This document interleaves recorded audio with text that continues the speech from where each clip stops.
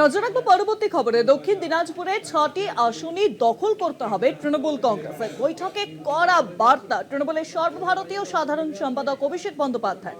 দল বিরোধী কোনো কাজ বরদাস্ত করবে না দল। প্রকল্প সঠিকভাবে রূপায়ণের জন্য জেলা নেতৃত্বকে নির্দেশও দেওয়া হয়েছে তৃণমূলের সেকেন্ড ইন কমান্ড অভিষেক বন্দ্যোপাধ্যায়ের তরফে। আমরা জানি যে বিভিন্ন জেলা ভিত্তিক বৈঠক কিন্তু চলছে অভিষেক বন্দ্যোপাধ্যায়, আর সেখানেই এবার রদবদলের ছবি। দক্ষিণ দিনাজপুরে 6টি আসনই দখল করতে হবে স্পষ্টত জানিয়ে দিয়েছেন অভিষেক বন্দ্যোপাধ্যায়ের আজকের বৈঠক থেকে। তৃণমূল কংগ্রেসের বৈঠকে কড়া বার্তা অভিষেক বন্দ্যোপাধ্যায়। 26 বিধানসভা নির্বাচনকে বাকি চোখ রেখে যে এই তৎপরতা, এই বৈঠকের তৎপরতা অভিষেক বন্দ্যোপাধ্যায়, তা কিন্তু একেবারেই স্পষ্ট। দক্ষিণ দিনাজপুর আমরা জানি যে যেভাবে উত্তরবঙ্গ বিজেপির শক্ত ঘাঁটি, এবং সেই শক্ত ঘাঁটিকে নড়বড়ে করে তৃণমূল কংগ্রেস তা কিন্তু নিজেদের আওতায় নিতে চাচ্ছে, তা কিন্তু একেবারে স্পষ্ট। আরো জানাবেন, ফোন লাইনের সঙ্গে রয়েছেন আমাদের বিশেষ প্রতিনিধি দেবজ্যোতি ঘোষ। দেবজ্যোতি, দেখো, অভিষেক বন্দ্যোপাধ্যায় গত কয়েকদিন ধরে ক্যামাক স্ট্রিটের অফিসে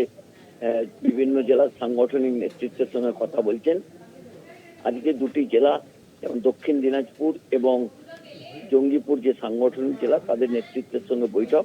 প্রথম পর্বের বৈঠক শেষ হয়েছে দক্ষিণ দিনাজপুরে, এবং সেখানেই তৃণমূল কংগ্রেসের মূল লক্ষ্য হচ্ছে 6টি যে বিধানসভা আসন আছে সেই 6টি আসনকে দখল করা। ইতিমধ্যে তৃণমূল কংগ্রেসের পক্ষ থেকে তারা দলীয় মাধ্যম থেকে যেসব তথ্য পেয়েছেন যে গত 24 লোকসভা নির্বাচনে যে 3টি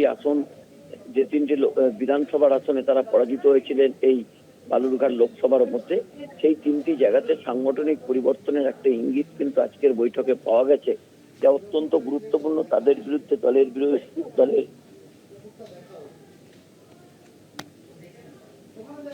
অনেক ধন্যবাদ দেবজ্যোতিদা। ফোন লাইনের সঙ্গে ছিলেন আমাদের বিশেষ প্রতিনিধি দেবজ্যোতি ঘোষ।